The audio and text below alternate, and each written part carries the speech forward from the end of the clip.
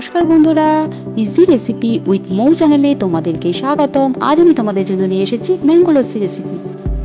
Mango lassi বানানোর জন্য আমি এখানে নিয়েছি ছোটো সাইজের একটা পাকা আম, টক দই 200 গ্রাম, লেবুর রস 1 চামচ, চিনি 4 চামচ, বরফ।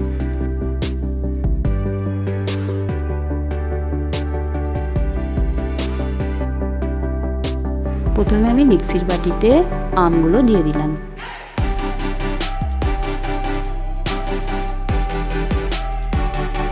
তারপর টক দইটা দিয়ে দিলাম।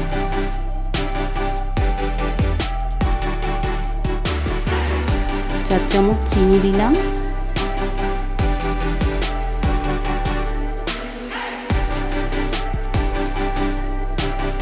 আর 1 চামচ লেবুর রস। এবার আমি মিক্সিটা অন করে ব্লেন্ড করে নেব।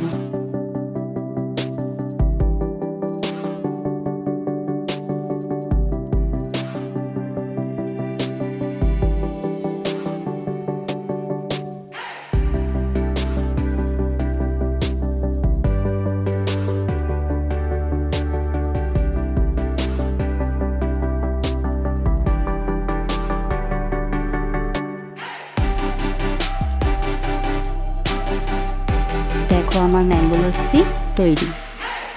এবার এটাকে একটা গ্লাসে ঢেলে নেব। আর উপর থেকে কয়েক টুকরো বরফ দিয়ে দেবো।